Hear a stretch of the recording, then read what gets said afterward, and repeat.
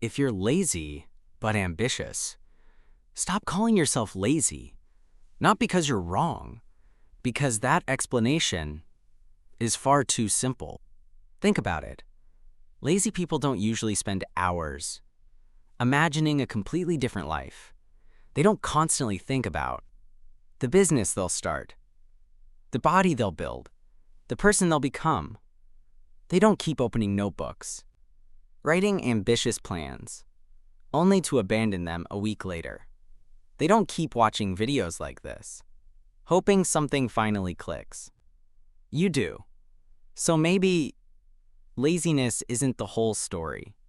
Maybe it's just the word you've been using to describe something you never fully understood. Imagine two people. The first one has no ambition, no big goals, no constant pressure to become more. They go to work, come home, watch TV, go to sleep, repeat, and they're perfectly fine with that. The second person can't stop thinking about a bigger life. They constantly imagine earning more, creating something meaningful, escaping the routine, building a business, changing everything. But every evening, they're still sitting in exactly the same chair, wondering why nothing changed. Which one is more likely to call themselves lazy? Probably the second. Not because they do less, because they expect far more. That's the strange thing about ambition. It doesn't just create goals, it creates comparison. Every ambitious person ends up living with two versions of themselves: the person they are and the person they believe they should already be. Every morning, those two versions meet. One wakes up tired, the other wakes up inside imagination. One has emails, laundry, bills, distractions. The other has perfect discipline, perfect consistency, perfect focus. Guess which one always wins? Not in reality, inside your head. And that's where the guilt begins. You don't compare yourself to other people. Not most of the time. You compare yourself to an imaginary version of yourself, a version that never gets distracted, never procrastinates, never wastes an evening, never loses motivation. Of course you lose that comparison. It was never fair. But here's the problem. When you lose that comparison, your brain wants an explanation. Something simple, something easy to understand. So it says, I'm just lazy. That feels satisfying. Not because it's accurate, because it's short. One word, one explanation. Case closed. Except it explains almost nothing. Think about your last week. Were you actually doing nothing? Probably not. You were thinking, planning, researching, watching, comparing, worrying, restarting. None of those things look like laziness. They're exhausting. The strange part is, you can spend an entire day mentally occupied and still end it, feeling like you accomplished nothing. That's a painful combination. High mental effort, low visible progress. Eventually, your brain merges those two experiences into one conclusion: I must be lazy. But mental activity isn't the same thing as productive activity. You can spend 3 hours imagining your future without changing your future at all. You can build perfect plans inside your head without ever testing them against reality. And because thinking feels like movement, it's easy to confuse it with progress, especially when your imagination is far more exciting than today's work. That's another trap ambitious people fall into. The future becomes addictive, not because it's real, because inside your imagination, Everything happens instantly. You launch the business. People love it. You upload the videos. They take off. You become disciplined, confident, successful. The movie plays perfectly. Then reality begins. You open the laptop. The work is repetitive. The results are invisible. Nothing dramatic happens. And suddenly, your ambitious vision collides with an ordinary Tuesday afternoon. That's where most people think their motivation disappeared. It didn't. Reality simply replaced fantasy. And reality almost always feels slower, messier, more boring than the story you'd been telling yourself. That's why ambitious people often become trapped in a very strange cycle. They imagine a bigger life. They compare themselves to it. They feel disappointed. They call themselves lazy. Then they look for motivation to become the person they already imagined. The cycle repeats. Notice what never changes. The comparison. That's the engine, driving everything else, not laziness. Comparison.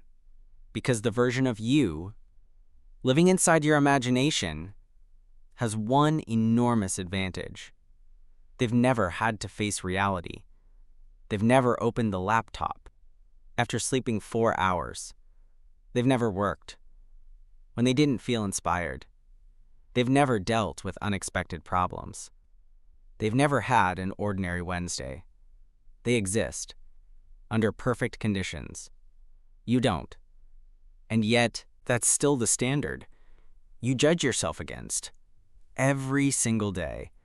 No wonder you always feel behind. No wonder nothing you do ever feels like enough.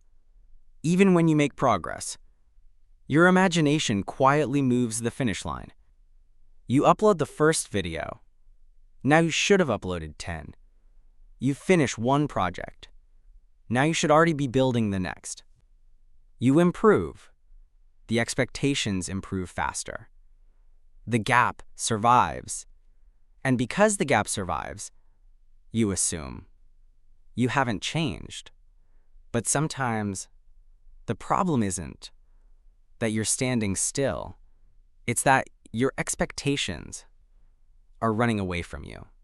Think about how often you've said, I could have done more. Maybe that's true. Almost everyone could have done more. But that's a dangerous standard because more has no finish line.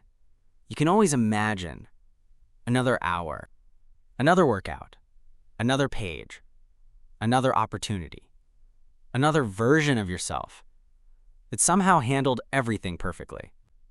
An imagination never runs out of energy. Reality does. This is why calling yourself lazy can actually become comforting.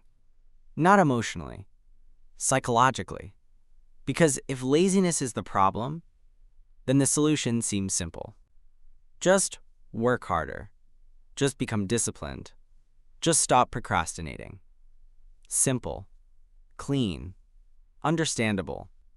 Except, what if that isn't the real problem? What if you've spent years trying to solve the wrong one? Because here's something strange. You don't seem lazy when you're imagining your future. You don't seem lazy when you're researching, planning, learning, thinking. You only seem lazy when reality asks you to repeat small, ordinary actions for much longer than your imagination expected. Maybe that's the conflict. Not ambition against laziness, ambition against patience. Because ambition loves transformation.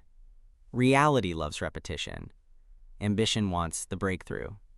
Reality asks for Tuesday, then Wednesday, then Thursday.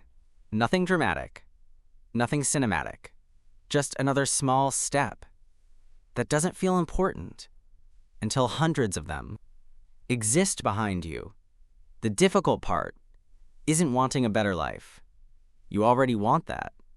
The difficult part is accepting that a better life usually arrives looking completely ordinary. One email, one workout, one uncomfortable conversation, one page, one video, one more day. That doesn't feel special while you're living it. Maybe that's why so many ambitious people feel stuck. Not because they lack desire, because they underestimate how ordinary progress is allowed to feel. So they wait for extraordinary motivation to match their extraordinary goals. It rarely comes. Reality doesn't care how inspired you feel.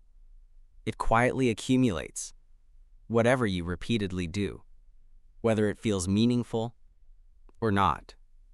Maybe that's why the people you admire often look almost boring from the outside. Not because they aren't ambitious, because they stopped expecting every day to feel important. They let ordinary days build extraordinary lives. And maybe that's the part your imagination never showed you. Maybe you've spent years calling yourself lazy because that explanation felt easier than admitting your expectations had become impossible to satisfy. Because laziness sounds like a personality. But what if it was only a label covering something far more ordinary? A person with enormous ambitions trying to measure ordinary progress against extraordinary expectations. Maybe you were never fighting laziness. Maybe you were fighting an imaginary version of yourself that no real human being could ever become. And if that's true, then perhaps the question was never, why am I so lazy? Maybe the better question is, who taught me that ordinary progress wasn't enough